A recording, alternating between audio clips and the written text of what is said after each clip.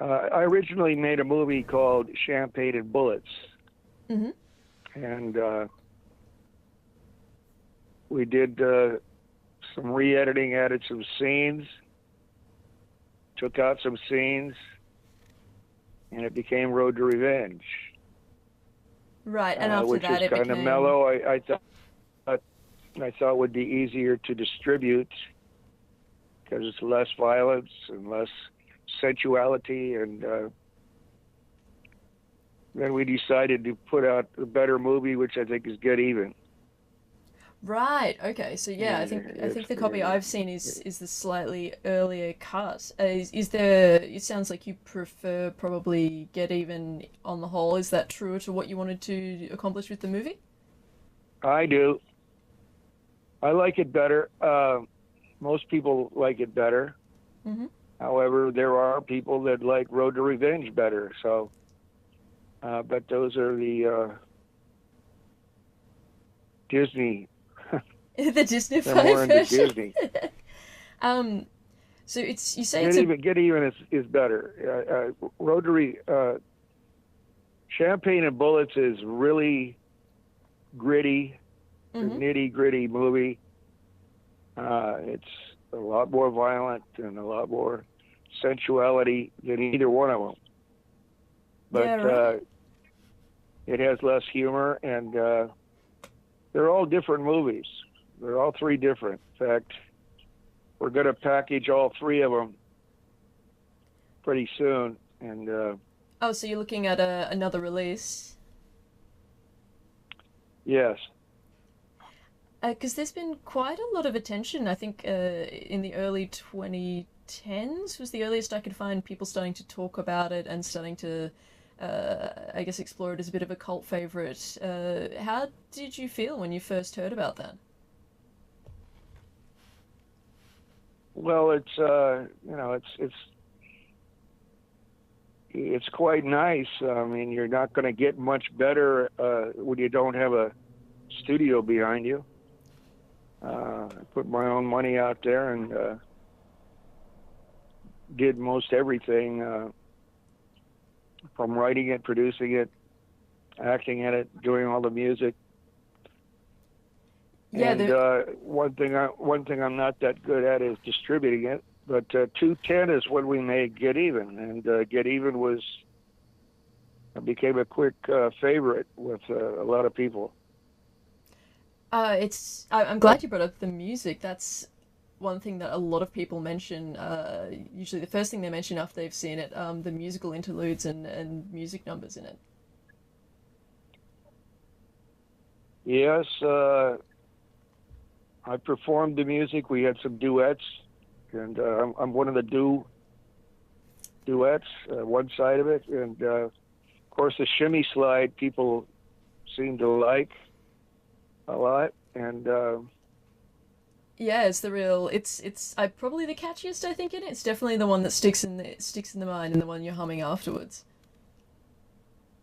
yeah, they everybody seems to like the Shibby Slide, although I never really released it alone commercially, but it's a fun song. Yeah, it's a lot of fun. Um, I wanted to ask you. You mentioned there's a bit more sensuality in one of the cuts of your film. You had the late Pamela Jean Bryant in it, who's wonderful and really goes for it in it. Did you? How did you come in contact with her? Was it through an agent or through a personal connection? Yes, we auditioned. I don't know. I probably auditioned 100 and some females. Couldn't find anybody, so I finally went and picked her out of a book. Got a hold of her agent, and she was great, and a great friend. You know, unfortunately, she's not with us anymore. But I wouldn't have chosen anybody else in the world. She did a great job. It seems to me like you were not just lucky, but incredibly skilled at how you arranged all the supporting cast in your movie. Not just her, but Wings Hauser and the incredible William Smith as well. Everyone just really leans into it and really they Yeah. really give it a lot. Well, yeah, I cast every character actually, and William, I couldn't have gotten anybody better. He's exactly the best person in the world for that type of parts, and we've actually been friends ever since we made the movie. And same with Wings. Wings did a great job. Wings is another person, I guess. Everyone's incredible. Wings is someone else who people bring up a lot. His kind of almost like free-forming kind of feeling at times, where we just kind of follow his character on a bit of a personal odyssey. And I really enjoy just seeing that kind of travel through and take us down this road. Yeah, Wings was perfect, and I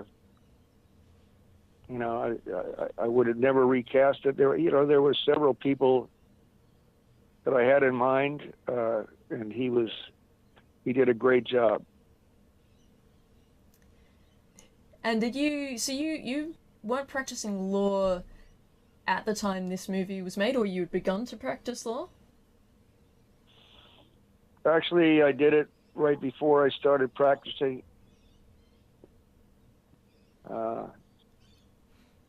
That's a lot of people get it wrong. They think I was a lawyer that became an actor. I was actually an actor that became a lawyer, and the other way around. Because I like to make a good lifestyle, and there's not always a lot of money in the acting. No, not acting, not independent film, not anything to do with those. Usually, it's kind of a hard road. If you decide you want to be a lead, there's a lot of opposition. The movie was actually based on a true story, and as in a personal story so that happened to you, or? Yeah, it's based on a true story, which is the cult bit about the sacrifice and all of that. But obviously I changed. Obviously I changed. It's a lot of it is dramatic license, shall we say? Sure. But is that something you had personal, like a personal engagement with at some point, or just through people you knew, or? Well, I didn't, but one of my limousine drivers had an experience, and it's actually a sad experience, much more sad than the movie. But the characters are typical, except for that cult thing. That cult thing is not real big in California. I wouldn't want anybody to think that it is. It was kind of strange and almost unbelievable when I first heard about it. But the characters were meant to be friends, and character development was kind of like just folks you hang around with. Yeah, a lot of it just has that kind of you and Wings hanging out and just being bros, basically, and it feels like a pretty natural friendship was kind of developing there. Yeah, well, we're still friends to this day, and Wings, I developed, Wings did a perfect job. He was supposed to be a wild guy. Yeah. Off the wall. And he is, and he was, and he was a good guy. And so that part worked out. Everything kind of came together. What we made was what I thought it was going to be, frankly. So, this is all self-funded, was it? Or you sourced some external funding? No, I paid for it. And was this through limo work, or...? No, I didn't.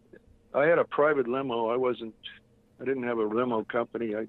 Okay, I misunderstood. I've done a lot of things real estate is actually probably what funded most of it in those days. Yeah, I mean, if you're gonna try and fund a movie, that's I can't think of a better way, really. Yeah, especially when you're.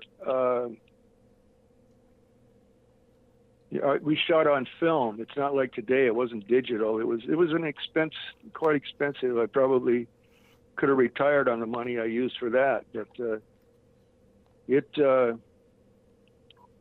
been a wild ride. Question: one thing I admired a lot in the movie was the fashion, particularly the fashion that Wings and your character wears. Is that your own personal wardrobe, or was that curated by an outside source? No, that was our personal wardrobes, all of us. Everybody brought, well, I think we had some cops and we had some costumes, and but for the most part, yeah, that was my clothing. And Wings pretty much wore his clothing. He wore my cowboy hat and my ball cap, and William wore my ball cap, and Wings wore one of my leather jackets.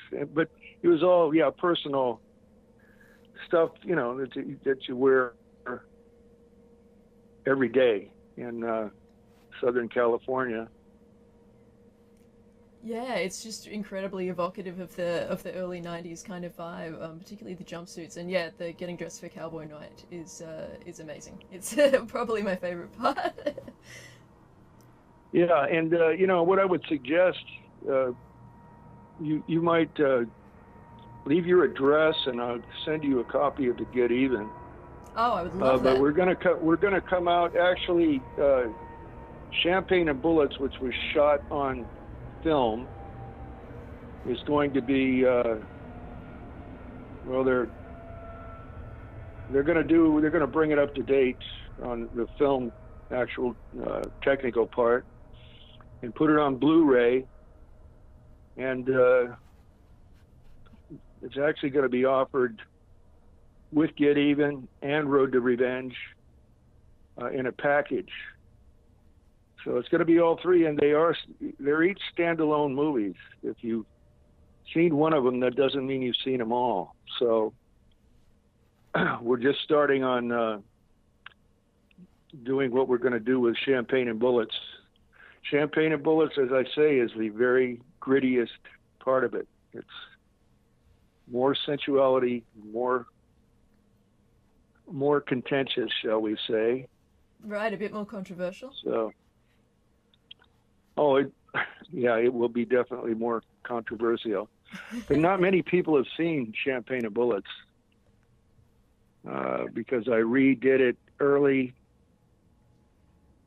trying to mediate the foreign market, shall we say. Yeah, of course. Because Champagne and Bullets, when you see it, you'll see what I mean. There's I didn't pull any punches with Champagne and Bullets. It'll be happening. I'm intrigued. Stay tuned. I will. I look very much forward to seeing a complete, remastered, beautiful, crisp Blu-ray of Champagne and Bullets and the whole trilogy.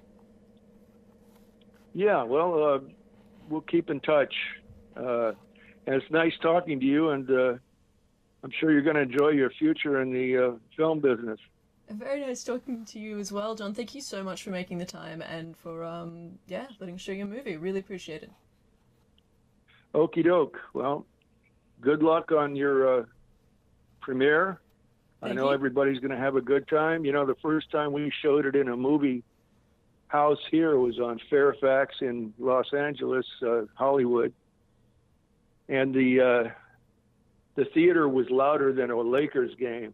So. It was amazing. It really was.